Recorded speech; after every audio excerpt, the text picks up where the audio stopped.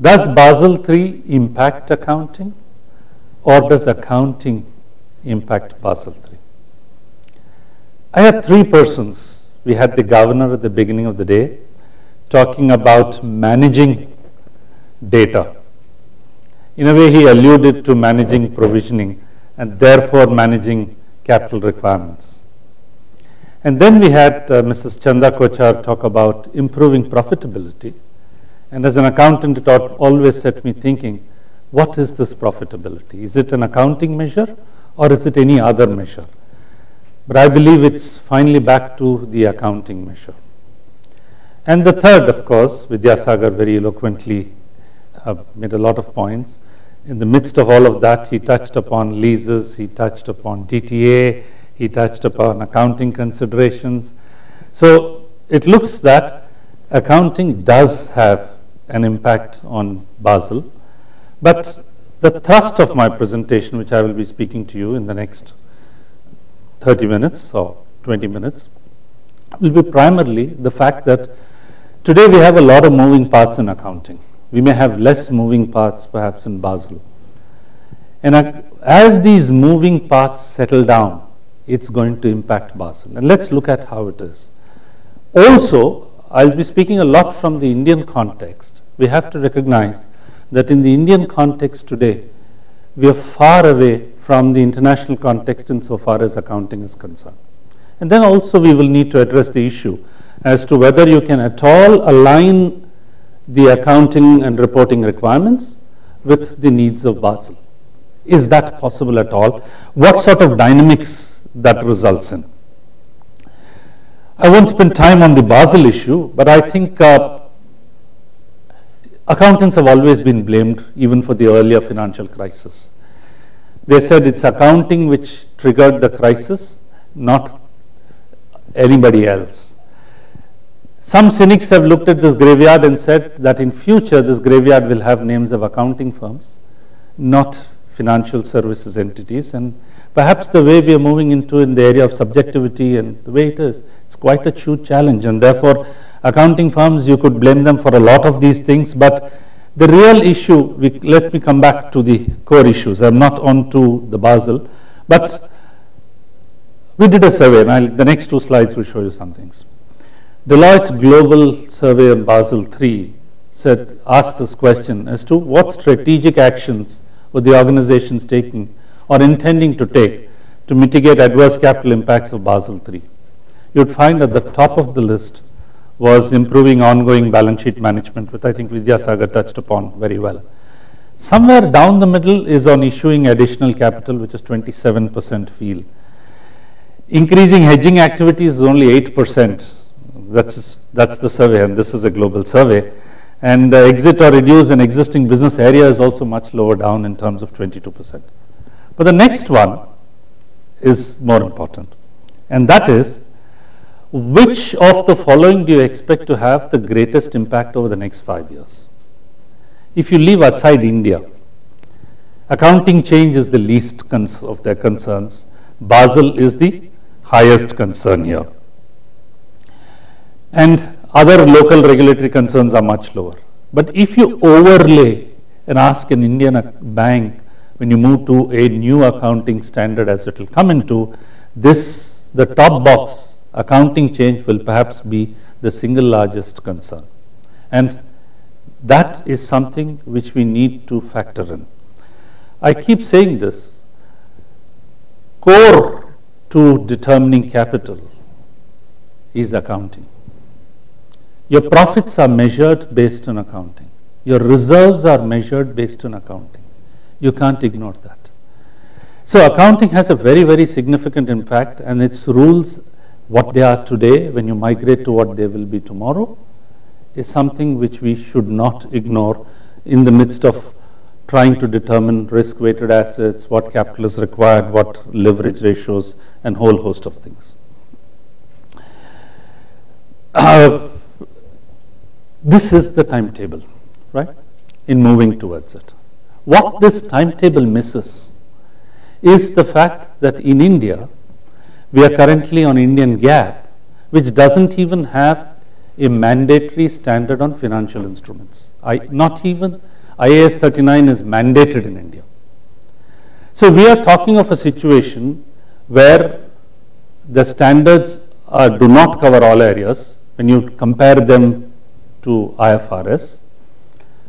And I'll talk to you about the roadmap which is proposed, and there is a roadmap which is yet to be decided by the Reserve Bank of India. But the key point I would like to make is, assuming that with these timelines you believe that you have complied with the capital requirements, an accounting platform change can dramatically impact these percentages. And that begs the question, do you align an accounting change roadmap with this, or do you start looking at the impact of the accounting change and say, hey, do we need to make any corrections, either in terms of these percentages or timelines, or do we deal with acceleration of the accounting change? There are huge challenges in Indian banks too, and one thing which is perhaps holding up the whole issue, as I said, is in the international context itself, IFRS 9, which is replacing IAS 39 on dealing with financial instruments as a subject, is not complete. And that's holding up, and I'll take you through that. Now, when you look at regulatory adjustments today, I've just tried to put some impact, but accounting in many situations has an impact on regulatory adjustments. First one on goodwill and other intangibles. It is significant because it also requires you to take out the goodwill from your exposure and associates and other investments which are there. Cash flow hedge reserves, Indian banks, you may not have much of that issue. Gain or loss on securitization, where you recognize gains at inception, not there in Indian banks, thankfully. Deferred tax assets, I put potentially significant, but typically in India, our deferred tax accounting is archaic, because the Indian standard is on a P&L method, the international standard is on the balance sheet method, looking at tax basis of assets versus the accounting basis of assets, and therefore it produces a completely different result. Second, the Indian standard currently does not allow recognition of deferred tax assets on losses unless there is virtual certainty that you will recoup the losses. Nobody can give, the rules for virtual certainty are too stringent for anybody to recognize DTA on losses. So typically you may not have a net DTA position, you will have some gross DTA positions arising on account of tax issues through the P&L, primarily on account of loan loss provisioning or depreciation on investments. Defined benefit, pension funds, etc., whether there would be a net asset position, highly unlikely in a way. Investments in own shares, treasury stock, New Companies Act does not even permit that, so that's out of it. Again, own creditors, we don't have liabilities at fair value, so this whole question, so we are not into a fair value mechanism. Okay.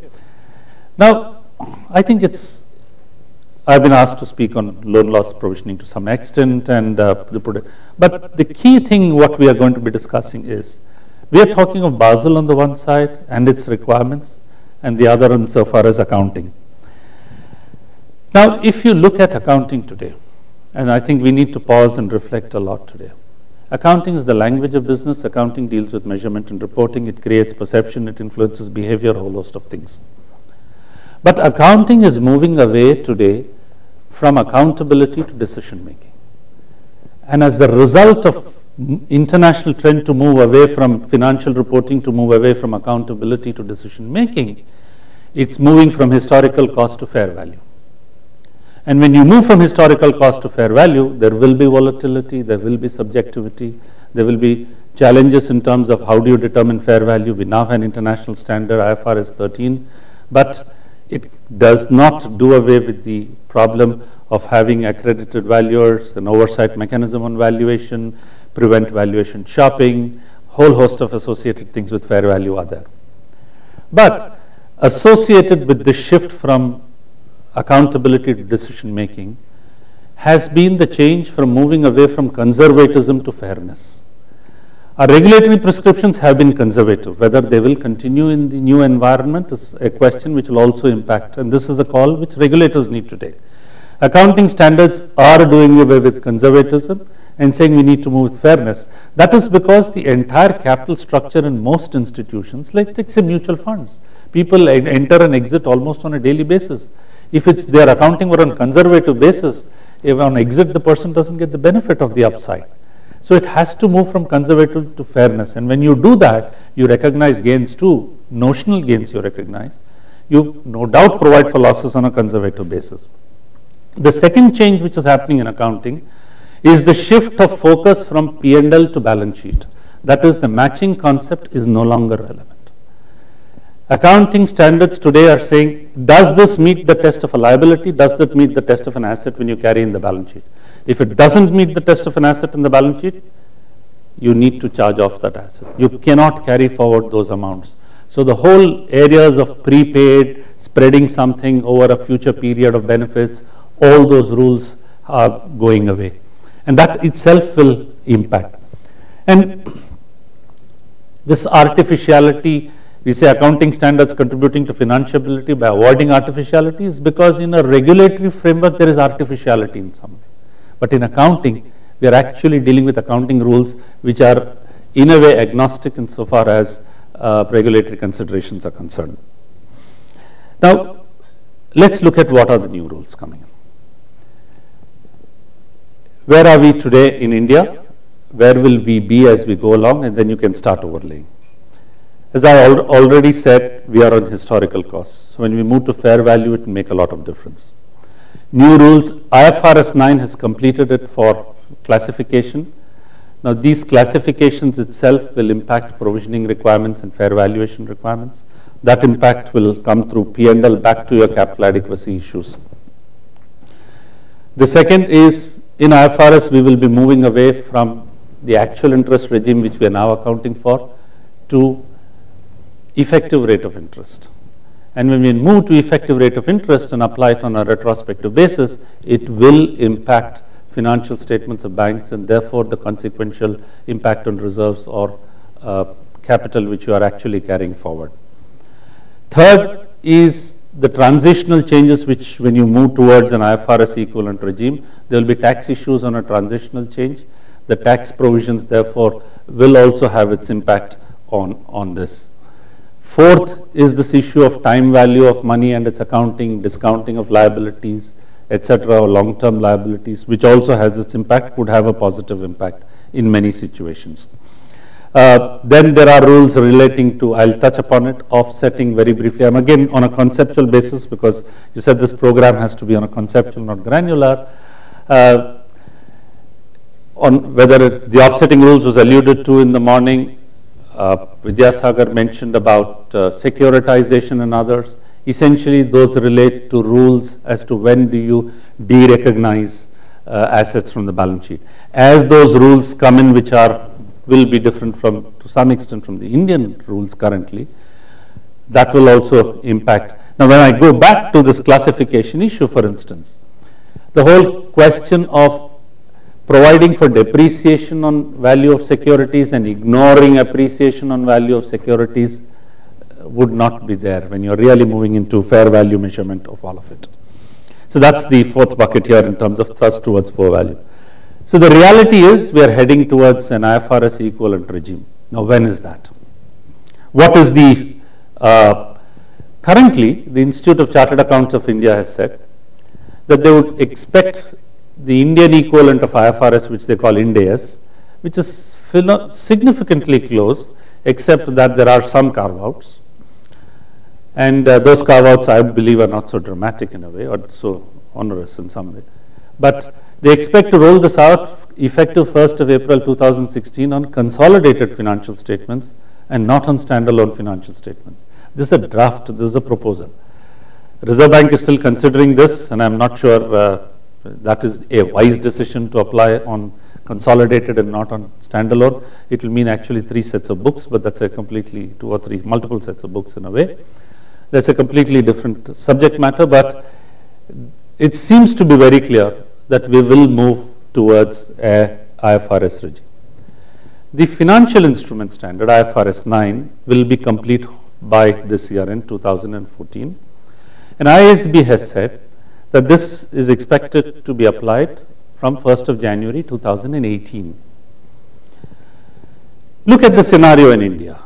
We don't have an IAS 39 mandatory.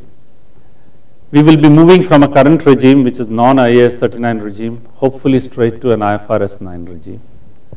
And IFRS 9 also, there are some issues as whether it needs to be advanced, because the whole thing was held up for insurance contracts IFRS 4. That is going to take longer than necessary. So we are back to a situation that we will need to.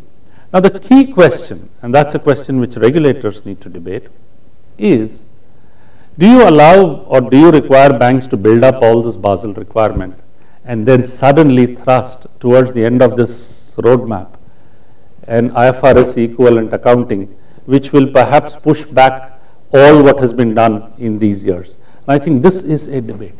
You need even a shadow exercise to look at what is the impact of accounting today. I don't have data in terms of what is the impact. 2011, some banks worked on all this conversion of IFRS and started some experience.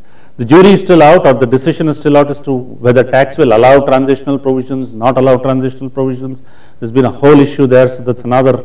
So pardon me if I'm creating more haze in addition to what is already there. But the reality is there are far too many moving parts for us to be able to conclude on the accounting. Added to that, even today accounting, the regulatory provisions, requirements for provisioning is regulatory driven. When you move to an accounting regime, general provisioning for standard assets is out. The whole issue of floating provisions will be into question. And financial statements therefore will be on what IFRS 9 will bring out, which is moving towards an expected loss model from an incurred loss model. There too, if you look at the methodology for computing, and again, this particular section of IFRS 9 is yet to be final, the voting is to happen, much could happen in between all of this, but are the mechanisms for Basel computations aligned to the expected loss model in IFRS? I don't think so. That poses another dimension. Can you therefore, and that's why I come back to that same question which I asked earlier, can these two align? I don't think they can align, because when you draw accounting as for general purpose financial statements, not necessarily sectoral financial statements for banks particularly. And that's one of the challenges even on rolling out IFRS 9, because it goes beyond banks. It applies to all financial assets and liabilities. No doubt banks have the largest share of financial assets and liabilities. Take revaluation reserve, which was spoken. Today, the Indian regulator requires a haircut. Let's assume that we move into an IFRS equivalent regime, which permits revaluation of assets and requires revaluation to be trued up every year. It also requires for depreciable assets which are on revaluation basis for depreciation to be provided on revalued assets. In a way then, for banking sector, if there were such properties on which depreciation is there, it's a double whammy, because you provide depreciation on a revalued amount, your revaluation reserve gets included with a haircut at the discount at 55%. So this is another consideration which the regulators may wish to consider in terms of trying to sync accounting with the prudential aspect of it. Same insofar as offsetting. I don't know of the requirements. Offsetting requirements impact both leverage capital, which is spoken about. It impacts even the actual capital requirements, because when do you set off and take it net? Insofar as accounting, there are rules. US GAAP itself today is different from accounting, so I don't want to, and this is the same. Liquidity coverage ratio is impacted by the whole provisioning which you do. So is it with this. And this is another item, let me put it as an illustration. Recently RBI has come up with this. What is the principle here? Your borrowers have unhedged foreign currency exposures. And because the borrowers have unhedged foreign currency exposure, there is a heightened risk that there could be potential default on the borrowing. So RBI now requires provisioning for the unhedged exposures of borrowers, and the losses on the unhedged, potential losses on unhedged exposures of the borrowers, foreign currency. And if they exceed a certain percentage, there is also additional capital requirement, which is there, which is a 20. So all in all, I'm saying this is a regulatory prescription. This is not an accounting prescription. Back again, this regulatory prescription may impact your Basel computation. So coming back, what are these issues and challenges? Clearly, we have the issue on the one more item, let me put it. Consolidation was spoken about. The new standard IFRS 10 on consolidation seeks to widen the ambit of consolidation in a manner that it captures variable interest entities. Entities where theoretically they are not subsidiaries, but they are subject to risk of variable returns. So it all flows from going back to the Enron time, where special purpose vehicles were created to keep losses out of the balance sheet or debt off the balance sheet. And to come back to Vidyasagar's point, if you create SPVs, it needs to pass the test of IFRS 10 too. And that's a very critical test too, because there is so much there. Fair values is another, and the whole issues of cyclicality. There are standards which are coming up, even our foreign exchange standard, which is a different standard today. And of course, clearly, professional judgment is there. Now let me pause on taxation. Fundamentally, as I said, deferred tax and current tax today in India, or definitely deferred tax accounting, is on an archaic standard. So when you come to IAS 12, it will throw up different values. That is for certain. Having said that, when will tax drive Basel? Is when your tax liability goes up, or tax provision goes up, or your recognition of deferred tax asset is higher, your Basel requirements go up. What sort of situations this could have? If you even now currently look at the effective gap between effective tax rate and the statutory tax rate in India, primarily these arise on account of few things. There was this exempt income which is there. The second one, RBI has closed the loop insofar as a reserve which was created for infrastructure, 3618, which was allowed as a deduction in tax. Now RBI says it's no longer a permanent difference. You need to create a deferred tax liability in the event you at any point in time you recognize the reserve. A lot was spoken about instruments. Again, this is the problem with Indian tax authorities. I never can say with certainty, is not the law, but it's the quality of administration of the law. And we have challenges in terms of decisions being contrary from court to court, and that itself are moving parts in a way. So you believe you are adequate insofar as capital, but when the decision finally results in one direction, then you will have inadequacies in that. Three areas broadly where there could be differing tax positions. One is on this whole issue of loan loss provisioning. In some cases, it's been allowed because in one tax case, the tax department said even a provision is a write-off. There is no requirement to extinguish a borrower's account. So long as you have created a provision, it has the same effect, and it's allowed it that way. So that's an extreme view, perhaps, maybe in a way. The second is on depreciation on securities, where the tax treatment is held to maturity. Stock in trade, is it not stock in trade? Tax allows it as stock in trade in many situations. And then the whole question of depreciation on the bucket as a whole, or depreciation of individual securities. This can make a difference to taxation. And the last thing is the minimum alternate tax liability. Again, the jury is out as to whether there is applicable or not. There has been amendments. You have banks which are incorporated as companies under the Companies Act. You have banks which are under the legislation. So all in all, where are we finally on all of this?